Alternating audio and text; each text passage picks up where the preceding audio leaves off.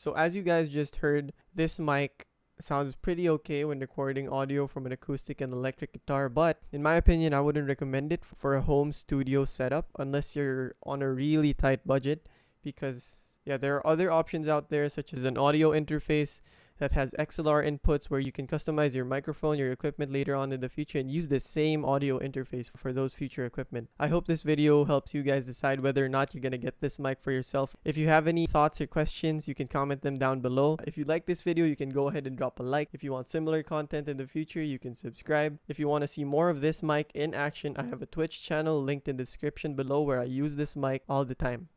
So yeah, thanks everyone for watching, and I'll see you next time.